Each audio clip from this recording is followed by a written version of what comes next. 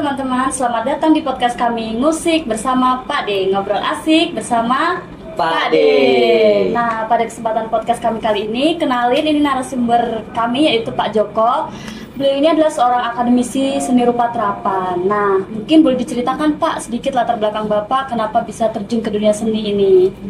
Nah ya Pak D, jadi sebelum Pak D berkarir di dunia seni rupa itu, Pak D ada kemauan dari diri sendiri atau hanya sekedar mengikuti sama orang lain seperti itu Pak D? Oh, sebetulnya saya lebih terinspirasi oleh almarhum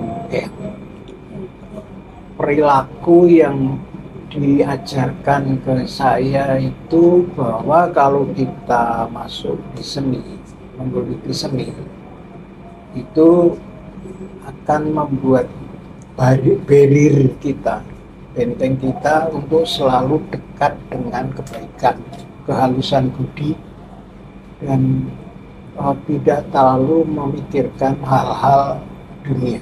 Itu aja. Tapi kalau genetik memang ada. Itu aja. Nah, kami kan juga ada kayak lihat-liatin Instagram Pak D nih. Banyak sekali kan tuh kayak postingan-postingan lukisannya nih yang diposting di Instagram beliau. Ya, bahkan followernya pun melebihi dari follower saya Pak D. Iya, kalah kita Saya ya. pun kalah followernya. Nah, masih disimpan nggak Pak D kira-kira kayak lukisan-lukisan yang pernah digarap gitu? Banyak tercacar sih, tapi barangkali ada. Yang bisa dilihat, nggak komplit tapi. Ya. Mungkin kita boleh melihat beberapa Pak D lukisan hasil karya seni Pak D itu mungkin seperti apa? Kita tunjukin ke penonton ya, Iya, siapa mungkin boleh. penasaran kan hasil Iya. lukisan-lukisan dari Pak D ini seperti apa gitu. Ya. Malu saya. Gak apa-apa Pak D. Wow, Terima kasih. lumayan banyak ya Pak D ya Banyak lukisannya banget Pak D. ya, guys. Ini Pak D lukis ini melihat dari suatu referensi atau terinspirasi dari diri sendiri Pak D? Tentu saja ada influence dari luar, ya kan? Ada effort dan ada yang harus saya. Ini namanya terapan. Kenapa? Makanya jadi ini bukan sekadar lukisan murni, kan seni itu ada fine art sama applied art. Ini semua terapan. Seni murni sama seni terapan ya. Ya. Nah, buat penonton kalau penasaran makna dari lukisan ini, nanti nonton di part 2-nya ya. Lumayan bagus juga ya Pak D ya. Ini juga Nah. kayaknya ada lukisan dari Soekarno. Ya, Kalau lo ngelukis berapa lama dong? kayaknya bisa sampai Bukan 1 minggu Soekarno. lebih saya. Lebih sih, 1 Iya. minggu. Pak D, kalau ngelukis kayak gini nih butuh waktu berapa lama Pak D? Berapa ya? Mood sih. Oh tergantung mood. Kalau ngelukis sabdo kira-kira bisa Pak D. Mungkin bisa saya habis berapa pensil? iya. Karena dia kulitnya hitam, jadi satu pensil bisa habis semua itu. Hitam semua Jangan, gambarnya. jangan kayak gitu dong Pak D. Saya kan emang dari genetik udah terlihat hitam, jadi ya gimana Pak? Jawir. Lanjut. Oke. Nah, di postingan di Instagram Pak D itu kan juga yang postingan lukisannya tuh ada caption-captionnya tuh kayak puisi gitu. Nah, apakah kayak keduanya ini saling terikat atau gimana gitu antara seni lukis dan seni puisi ini, Nah. tulisan ini? Itu yang saya maksud bahwa setiap seni pembuatan seni terapan itu mempunyai maksud.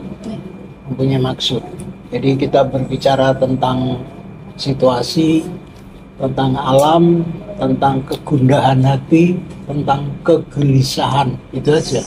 Nah, kemudian sudah membuat gambar, saya akan berikan narasi untuk menguatkan dan menjelaskan apa yang sudah saya kerjakan tadi. Makna dari lukisannya ini gitu. Ya.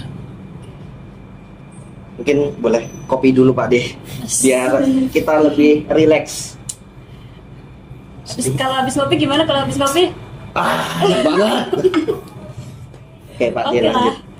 Nah, dari caption yang ada di Instagram media sosial itu, Pak D itu terinspirasi dari cara membuat puisi itu dari pikiran sendiri atau gimana Pak D?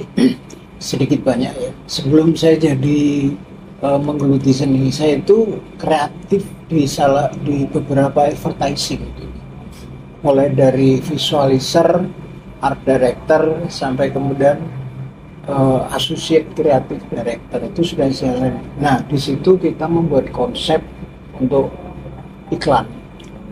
Zaman saya dulu konsep itu sangat kuat. Maka kemudian kalian pasti diajar marketing mix kan? Iya. Product, price, place, Promotion. Nah, itu yang kita kerjakan. Bagaimana kita membuat konsep yang berbeda. Makanya selalu saya mengajarkan kepada anak-anak itu bahwa kalian harus berbeda. Nggak boleh mitu, nggak boleh udah banyak yang make itu. Maksud kamu nggak kreatif. Gitu. Oke guys, jadi pesan Pak D itu kalian tuh harus kreatif, tidak boleh mengikuti karya orang lain. Nah, tapi sekarang ini anak muda kan kayak kurang kreatif ya, karena apa-apa kan ada AI nih. Bikin puisi bisa pakai AI, lukisan gini bisa pakai AI. Jadi kayak kekreatifan anak muda nih berkurang gitu Pak D. Kayak gimana Pak D menanggapi kayak anak muda sekarang gitu dengan proses modernisasi itu tidak bisa ditahan.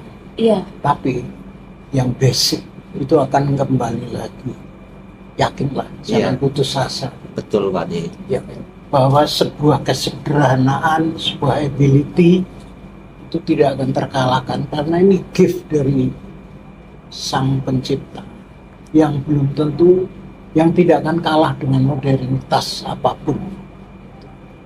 Oh iya gini Pak D, jadi ada pertanyaan lagi nih dari kita. Jadi ini berkaitan tentang seni rupa Pak D. Jadi itu bagaimana sih cara Pak D itu menjelaskan kepada audiens itu tentang seni rupa Pak D? Oke, saya harus memulai untuk yang dasar. Kalau kalian masuk ke pameran lukisan, kamu harus melepaskan diri, menihilkan ekspektasi. Jadi kalian harus bertelanjang diri, kemudian kamu menikmati lukisan itu. Ada sinyal-sinyal yang kemudian hadir, entah kagum, entah panas, entah muak, entah apapun. Itu berarti pameran itu sudah berbicara. Ya, setiap lukisan di situ akan berbicara. Tapi itu di pameran yang besar, Mas. Iya. Kalau di media yang kecil, saya akan berusaha memberikan narasi. Di sosial media, medianya kecil, saya akan berusaha memberikan narasi berupa keterangan, bisa berupa puisi. Iya. Jadi mereka akan tahu apa alasan saya, kapan waktunya, dalam kegelisahan seperti apa, dalam suasana yang seperti apa, itu akan berbicara. Oke, seperti itu ya Pak D. Ya. Nah Pak D, jadi kan tadi tuh karya seni lukis ini kan berkaitan sama puisi nih. Nah buat para penonton mungkin yang penasaran cara membuat puisi dari hal yang sederhana, hal yang mendasar gitu. Mungkin Pak D bisa berbagi tips and triknya buat para pemula untuk membuat puisi gitulah. Iya, ide bagus itu Pak D. Sebetulnya untuk membuat puisi, ya, itu yang harus kita tangkap adalah kegelisahan. Setiap orang kreatif pasti punya kegelisahan. Setiap seniman dia pasti punya kegelisahan. Setiap stand up komedi mereka punya kegelisahan. Medianya bisa lukisan, bisa puisi, bisa stand up. Nah, kegelisahan itu bisa kita amati di sekitar kita, ya, tentang sosiologi masyarakat, tentang budaya masyarakat, tentang perilaku kemasyarakat, ya, atau tentang kerakusan yang sekarang ini semena-mena, sehingga sudah tidak ada norma yang dia miliki, tidak ada adab, tidak ada etika, tidak ada rasa malu lagi, itu yang terjadi di Indonesia negeri. sekarang. Ya, negeri inilah. Ya, di negeri ini. Oke. Kemudian kegelisahan tadi, kemudian kita sudah mulai membuat footnote kecil-kecil dulu, kecil-kecil. Misalnya tentang di jalan polisi menilang. Padahal rambu-rambunya tidak berjarak sekian meter. Di dalam tilang itu tidak ada didampingi oleh polisi perwira. Padahal SOP-nya harus ada perwiranya, Iya, betul. ya kan? Kemudian menilang mereka di tempat parkir yang tidak seharusnya, nanti bisa masuk ke dalam rumah.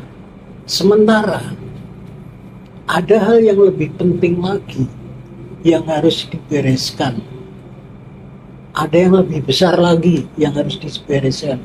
Tidak kemudian menjarah ke rakyat-rakyat yang hidupnya belum tentu baik-baik saja. Itu. Nah, kemudian footnote tadi ditulis,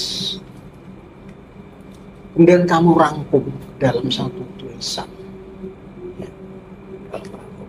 Nah, gayanya kamu bisa gaya apa saja. Ada kayak protes, ada kayak halus, ada kayak soft, ada yang menusuk, ada yang kemudian membuat kita blank.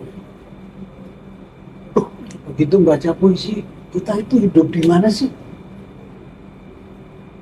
Apakah ini benar kita sudah kehilangan semuanya?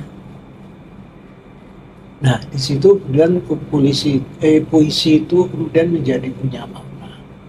Itu aja. Tapi tetap harus sering menulis karena tidak setiap mahasiswa sekarang bisa menulis. Iya. Iya, betul. Bukan salah mahasiswanya, Iya. salah dari banyak pihak. Ya. Salah dari banyak pihak. Ketika kamu di sekolah, di SLTA atau di SMP, bahkan di rumah itu sudah tidak ada budaya menulis. Semua tergantikan oleh sosial media. Padahal di Swedia sekarang sudah berubah menjadi buku lagi. Iya, Lagi ke betul. buku. Inilah PR kalian untuk masa depan memang lebih berat. Iya. Iya, Pak D.